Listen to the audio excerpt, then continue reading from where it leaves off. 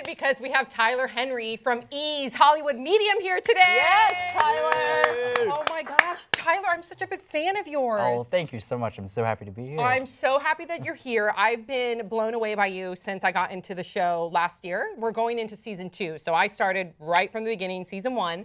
And I was a skeptic when it came to mediums. Right. But as soon as I saw your show and there's something anointed about you, is that the right word? There's something like just truly gifted about you that I was, oh my God, I just feel like that you're the real deal. Oh, well, thank you so much. I'm so glad. It's been amazing to be able to have this platform and to really just kind of show people what I do. Okay, so then this is still hard for me to understand, right? So take us to the beginning. When did you realize that you had this gift? Well, you know, I literally actually just woke up with this ability one day. Basically, I went to bed and woke up and knew How that old? I was 10 years old. Okay. So this happened right when I was 10. I grew up in a very conservative Christian household. And basically, I was 10 years old, woke up one night and just knew without a shadow of a doubt that my grandmother was going to pass away.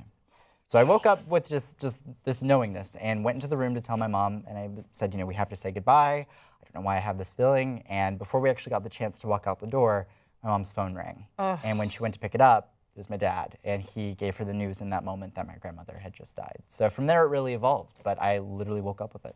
So do you have to, before we get into the show, I have so many questions, clearly. Yeah. So, okay, so is this like a skill set that you have to work on, or is it something that you have to almost work on shutting off, or how did you manage this gift? Right, it's a bit of a mix. I mean, people definitely think of it as like the sixth sense. They think of dead people walking around and that, oh, you know, you just talk to Aunt Ethel and she'll come through and say where the will is, and it's as easy as that. But really, in my case, I found that it was a process of being able to pay attention to my body. And I always say that the sixth sense kind of uses the other 5 senses to communicate. So in my case, when I'd go throughout my day-to-day life, I might have a vision or hear the name Elaine or get, you know, a physical sensation that corresponds with how someone passed. And so I would find that as I refined this process and paid attention to what I was going through and delivered it, that people started validating what I was doing and said, you know, that makes sense. So it was energy. Like when you say that you would get a physical feeling, like if somebody died from a heart attack, your heart will hurt. In some cases, depending on how that individual chooses to communicate. And so that's oftentimes in the show why you'll see I'll sweat profusely, I might look kind of physically in pain, and it's because I am. But once I deliver it, like any other message, doesn't need to be delivered. Once it kind of comes through and gets validated, they kind of quit sending that physical pain. So how scary or confusing was it when you're, 10, 11, 12 years old and you have this ability, but you don't really know what it is? Because I mean, you had this experience with your grandmother, but that doesn't necessarily like, oh, I'm a medium, done, exactly. call me, Hello. How did that work of just discovering how to use this? Because you were a kid. Exactly. Well, it was really just a process of discovery. I mean, I knew in that instance that clearly there was something unique, but then I started finding in dreams. After the age of 10, my grandmother would visit me and say, you know, you have this ability, and she would talk to me and tell me how to do certain things, and then I would find myself dreaming of random people that I actually didn't know. And I would tell my friends at school, I'd say, oh, I had a dream of an old man, he says his name was Robert, and then the friends of mine would say, oh my God, that is my grandfather. And you were describing him to a T. And so I didn't actually even intend to do readings. I just kind of relayed what I saw and felt, and people from there started validating it. But do you think all humans have, to some degree, the capacity to be able to feel these sort of things, and you're just like a little bit, it's more like, you know how some people feel deja vu, or sometimes you just have this tendency where, like, if you feel that someone's hurt, you can also feel that feeling with them, even if it's not personally affecting you as much. Absolutely. Do you think it's just your powers are just on steroids and everyone has this capacity? Heightened, like it's an amplified version? Yeah. Absolutely. Well, I mean, if you think of it this way, we all have an intuition. There's mother's intuition. I mean, we all, when we enter a room, we kind of get a gut feeling of whether we like a person or not from the get-go. I mean, those are all natural things. I would say in my case, mine is intuition kind of to a different extent, but that we all have the capability to connect to one another, to kind of feel out a situation. And I think that just reflects how interconnected we all really are. And you bring a lot of closure and peace to people, which when you watch his show, you have to watch his show. Season 2 starts Wednesday, August 10th at 8 p.m. When you watch your show, because I've lost a number of people in my life, and if I were to be able, and sometimes I do, I get my Oma's fragrance, her hairspray, and her hairspray is very unique. It's from Germany. It's not like it's Pantene Pro V here. It's a very unique hairspray from Germany, and sometimes the whole room will feel overwhelmed by it. Absolutely. So I do believe in those things, but I also know that, like, my mom would love to have closure. So when you do your readings for people, and you give them that closure, do you see a sense of relief come over them? Absolutely. Well, and that's also one of my favorite parts of season 2 is now we actually get to see the effect that the readings have on the family and the friends of the client. And you saw it a little bit in season 1, but season 2 really focuses on also the impact that the family has and ultimately like the validation they're able to provide. Right. Because oftentimes, as you'll see in the Melissa Joan Hart reading, for example, I'll be talking to her and relaying information and she'll understand the majority, but there might be a little bit that she doesn't really get. And meanwhile, in the other room, you know, her mom and sisters are watching, and they clearly are understanding where it fits, and they're bawling. Wow. And so you really kind of get that follow through. And in leaving that experience, I feel like not only do I relay a message for one person, but I'm able to kind of relay a sense of healing to a whole group of people. And so, we do have a really quick, really quick, we do have a clip, Madison Beer. Can we show that clip? I'm gonna hold on to this because I feel like. Yeah. I feel like. I'm gonna try to figure out all these people. And I thought no one was gonna come through. I know, isn't that funny? All right. She's where I'm making my closest connection, I think, for some reason, when I'm connecting to this one. Now, does your mom have a female contemporary around middle age, or just, I feel like I'm getting a reference to a woman who's coming through and acknowledging the cancer. And she's immediately coming through and acknowledging that, in part, she's why we're here today, and I have to talk about that, okay? This is difficult because I don't know the relation, like biologically to you, if at all. She's having me talk about being around the two kids. Who would the 2 kids be for her, from her perspective? They'd be me and my brother. You and your brother? Yeah. Her personality, even though she comes across a little bit older, is kind of younger in her directness and 100%. I'm just... To the point. Yep, that's her. When she's talking about the cancer, having to be taken to doctor's appointments after doctor's appointments, I get to the point where it's like, I don't want anyone to even take me. Like, I had to fight with her once About what? to take her to chemo. she's having me separate into 2 events. Okay. So if someone suffered from cancer in one instance and then suffered from it again or got it a second time, that could be what we're dealing with. But she's saying she fought it once. That's what you're dealing with. Okay. She's acknowledging the last bout of it that she had. I feel like when I get through it, I know that I'm not going to stay okay forever, and I have a feeling that this is going to come back. Yeah. So there is a sense of peace with that in knowing, like, look, I'm no stranger to this. I've gone through this. I'm okay with this. Yeah. But she was a fighter. Yeah, and definitely. I mean, very strong and very She's the straightforward. definition of a warrior. Absolutely. Oh my goodness. Wow, Tyler. And you see the physicality in that reading. You see that you're sweating. Yeah. Clearly she's not sweating, so it's not like it's 200 degrees in that room. Right. So there's The lights. And I noticed your notepad, and of course I've seen the show, but for the viewers that haven't seen your show, you have a lot of scribbles on your notepad. Right. So could you walk our viewers through your process? Absolutely. So when I do a reading, I basically hold onto a notebook, and that's my way of just kind of forgetting my environment and kind of tuning out of the other people in the room, whether that's a cameraman or whoever happens to be around, and just kind of consciously trying to bring my focus to the person in front of me or to the object that's in my hand. And I actually discovered this whole process of scribbling one time when I was on the phone with a friend, and I was doodling as I was talking to my friend, and I started finding that every time I would go to doodle, I would start getting stronger impressions for the friend I was talking to, and I thought, you know what, that's interesting. I'm going to try to implement that into readings and see if it helps me kind of ease my nerves and relax. And sure enough, it did, and that's really how that happened. That's. I have so many questions. I feel so bad. I know. No, the one thing I have is, Okay. look, so I always get goosebumps whenever we talk about it. And I'll be honest, like, I'm more of a skeptic when it comes to this sort of stuff. And I've heard that you handle those criticisms or skeptical people very well. But what I want to learn is why do I get goosebumps whenever, like, what do you think is the meaning for these goosebumps when we get, like, scared? Is it like a dead person walking by? Is it like a cold feeling that you get from their aura, or is it something else? Well, you know, I believe that, like, when it comes to chills, there are physiological components to it. If you go into an icy cold room, you're going to get the chills as a response. And it's also possible that in some cases people might be feeling a little anxious or nervous, and that's just a physiological reaction. But I believe that when there are spiritual elements like the chills, I find that at least in my process of doing readings, when I get a piece of information that I know is like 100% correct, I will know it because I'll feel it, and then I'll just get the chills, as if to say, like, yes, this is what you're supposed to say. I just got chills. I know, I got the chills. And I will look at the person and argue with them and say, I know this is coming through because of this. This is how I know. So that is definitely, I think, sometimes a sign or an indication that we might be picking up on something. Even if we don't know the full extent of it, we might be picking up on something. Like, are you familiar with like Hindu spirituality, like third eye, that sort of stuff, like psychotropics? Because there's a lot of, it's not just like mediums. I feel like there are a lot of different parts in other cultures, like Far Eastern cultures with meditation, which I know you do, right? And have you looked into how other cultures kind of take down this information and how they've worked around this sort of stuff? Right, absolutely. I mean, if you look at various cultures, some call it the ajna, or whatever you'd like to consider it. And it's just basically the intuition, the inner connection that we all have. And all cultures, whether it's Hindu or Nordic cultures, all have forms of kind of getting in touch with that intuition and applying it in a real life way. And some cultures use runes, other cultures use tea leaves. Right.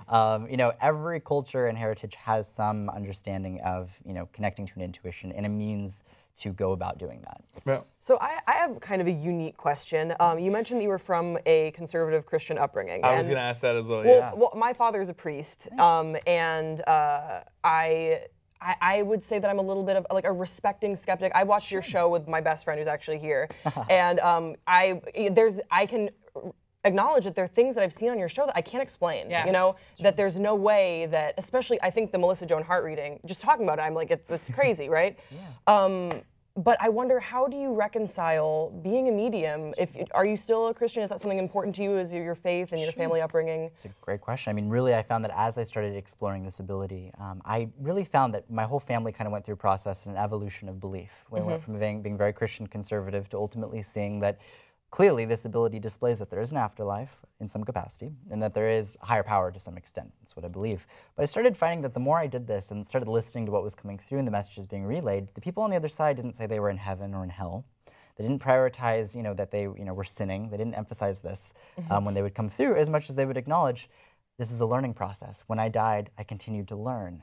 Any lessons that I learned didn't come from a place of judgment or persecution as much as they came from a place of clarity, a perspective being broadened on the other side. When we die, I believe that we kind of lose the ego, and that really helps us come to a deeper understanding of how our actions affect others and how they affect us. So do you think it goes hand in hand with, like, obviously the concept of a dogma is one of the reasons why I don't personally believe in religion, but do you think that maybe it's an interpretation of all the things that we don't understand, and it works hand in hand with what you do? It's just a different interpretation, but you could still hold on to both your belief in God and Christianity, but then still also believe in the supernatural to a certain degree. Yeah, I don't think it's black and white. I think there's lots of shades of gray with that. I know on my end, I don't personally consider myself a Christian. It's not that I don't follow the teachings of Christ, because I believe that I do. Compassion, being kind, that to me is the fundamentals of what I believe in that aspect. But yeah, I believe we all have the capability to,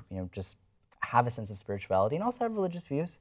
But I believe fundamentally compassion should be how we dictate our lives. Bottom line, whether you're believing that's coming from a man with a beard on the other side, or whether you believe that we all reincarnate into a dog, just be nice to each other. Which would be awesome. Thank you. Kindness. Just be nice. Kindness just be nice to each other. and empathy. I wish that there was more empathy training in the world. Also, I want our viewers to know the premise of the show being that when you do read for all these different celebrities, like in season 2, you'll be reading for Kris Jenner and Moby and Austin Mahone. So you have all these different celebrities, but you don't know who is on the other side of that door. Correct. Right? Yes. And that's actually the biggest part of the show for me. That from the get-go, I knew I wanted to emphasize. I never wanted to know who I was reading or where I was going, because obviously the inherent part of these people being celebrities is that, well, there's public information about them. Yeah, but you always tell them things that aren't even public. Exactly. If you watch the show, they'll be like, there's no way that anyone on Google or anybody would know these things. But do you not do any preliminary searches on them to get maybe? He doesn't know who they are. No. I'm not saying to Okay, guys, I'm sorry. Shut up, Hasan! He doesn't know who they are. I know. No, I meant maybe to get a better understanding of what their aura is like, is what I was going to say. But he doesn't know who they are. But how would he do that if he doesn't know who they are ahead of time? Okay, so there's no preliminary research that goes into it. That would maybe amplify your readings. Sometimes he doesn't even know who they are. That's the thing, because you're not privy to some of these older actors. Right, and a lot of musicians, Boy George. Yeah, Boy George. Before I was born. That was a good one, Boy George. That was a good one. Exactly. Yeah. But no, I mean, it's a valid question. One of the challenges of going to these readings is that I really don't know who I'm reading or where I'm going, so I don't know the temperament of what I'm walking into. So it would be useful, I think, to like sometimes have a feeling of like, am I walking to a crazy person? Someone who's super open? But really, when I get to the door, I have no idea. So that kind of presents this interesting circumstance where I have to rely on exactly what's coming through, especially if I don't recognize them, and I just have to deliver what's popping in. And he's honest. He'll say it. Yeah. He'll be like, I don't know who you are. Yeah. But then he'll be like with Snooki, you knew who she was. course. So you're And Kris honest. Jenner. Yes, you're honest with the people that you Kris know. Jenner? I'm like, oh, who's that? But Boy George, I really did not recognize, Yeah. and that was just simply a reflection of my age. Yeah. What's the biggest like skeptic that you've encountered that you totally changed the mind of? Like, do you have a story like that where there was someone that There was a like, few I last am- season. There's- There was a few. Yeah, there's Which quite a one few. was your most interesting experience? I would say Christopher Knight from last season was one of my favorites. It was between Tom Arnold and Christopher Knight. Tom Both Arnold had was a great great experiences. one, yeah. Christopher Knight's reading was particularly profound for me because he started off the reading and actually from the get-go asked, like, have you ever met anyone that couldn't be read? That's always a great indication of how a reading's going to go. I'm like, all right, nice to meet you, yeah. So he did not think that he was going to get much out of it. And the second we sat down, he had all these objects laid out. And I immediately looked at this watch, and I grabbed the watch, and I brought his dad through. And then I brought through his brother, who unfortunately had committed suicide. And all of it came through so quickly. And of all the objects he had that belonged to various people, he said I went straight to his dad's watch. And that was one of the first interesting things that he noticed, because we don't pre-interview the celebrities on the show or anything. That we don't want to know who they're interested in hearing from. So I just grabbed the very object belonging to the very person he was hoping to connect with, and it all came through, and he had a really transformative experience. What does it sound like when you're connecting with like his father or with people? Right. And I know sometimes you get physical reactions, but do you hear specific voices or? So for me, it's a bit of like psychic charades. I always say the sixth sense kind of uses the other five senses. I have to basically go off of the impressions that I'm picking up on, and that might be a visual comparison that's drawn to my life. Right. That might be a physical feeling of how someone passed. It could be a smell of someone's perfume.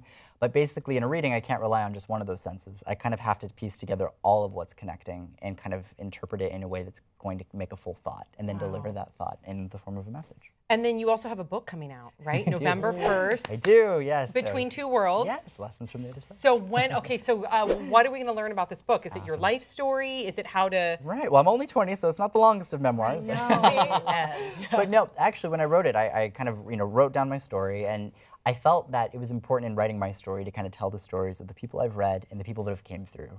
And so in doing this, you kind of get to see my story, which is how I got where I'm at. But I think even more significantly, the lives of the people that have been touched through these experiences, and ultimately what they can all teach us about our lives and what we can get from it. Because I always say the dead can teach us a lot about life because they've lived full lifetimes, and they can really impart a lot of their knowledge and their perspective. I just have one last question, just because you have fans that are all over the world, and so is there something that you would want them to know if they, maybe they'll never get to meet you, but they want to connect with, a loved one that's passed, and if you have any tips about how they may be able to do that? Yes, please. Grace asking for a friend, like Literally the classic. asking- how do asking you for a do friend. it? How do you do what you do? Just tell me all of Could it. I just do this at home? Yeah, no, absolutely. I mean, my goal ultimately is to be able to tour, to be able to help people who, all over the world. But we all, I think, can benefit from the message of knowing that life continues on and that the love that we have in life doesn't die when we do. And ultimately, that's what I, aim to show in these readings. But we all have the personal connections with our loved ones that I believe continue on forever. You don't need a medium to see those signs. One thing I would say is, regardless of where you're from, people still come through. Like, language barrier isn't a problem. People always ask me that if I go to South America, how are you talking to people who only spoke Spanish? I always tell people they communicate symbolically through images, through feelings, through pictures. Those are all things that aren't limited to language. So just to know and look out for those signs. And then the last note I would say is, if you're looking to connect to a loved one, keep in mind synchronicity. I believe it's the #1 way that our loved ones communicate. Coincidences, little instances where we basically, I believe, are being communicated, and ultimately I believe it's synchronicity through how that's done. Wow. I know we have to go. Just little tiny. I'm so sorry. Okay, really quickly. Do animals? I do, absolutely. You'll actually see animals come through quite a bit in this season. Thank God. In And season they're 2, okay? They're Like, good. They're good. Where do they? Absolutely. When I think They about my continue. dog baby like passing on one day, I can't even fathom it. So they're okay. They are, and you'll see with Jennifer Esposito and Linda Blair, I do dog readings on both. And in Jennifer's case, I held onto a bow tie that she brought me that could have been for a man, and I held onto it and I got the dog's name and brought through her animal and how it passed. So they absolutely are perfectly fine. And our loved ones are okay. Of like, course. They're okay. What are they doing? I don't understand. Like they're It's like less- on our plane or a different plane. People ask, where do we go when we die? I always say it's not a place, it's more of a mindset. It's more of a state of consciousness. We get rid of the physical. Yes, exactly. we It's like, just think of exist. social media. Facebook is a place. It's a place to meet. It's a place where we exchange information and interact, but it's not a physical place. It's That's the closest way I can Have you describe watched Stranger Things on Netflix yet? I have watched like 2 episodes. Okay. It's so good. I need It's to so get good. You'll into like more. it. Oh, we could talk to you forever, Tyler Henry. And you're just being here, like, you know, it's nice to, because we've interviewed a lot of people that we see on TV and in the movies and artists, and to see you on TV on your show and then to meet you in person, you really are like that truly lovable person that I see on the show. Oh my gosh. It's look. Oh, they're gonna make me tear up. Thank you. I'm happy to be here. So make sure that you check out season 2, August 10th of Hollywood Medium at 8 p.m. and then your book, November 1st. So big round of applause for Tyler Henry. Thank you guys so much. We love you. And we'll see you guys all next time on Pop Sugar.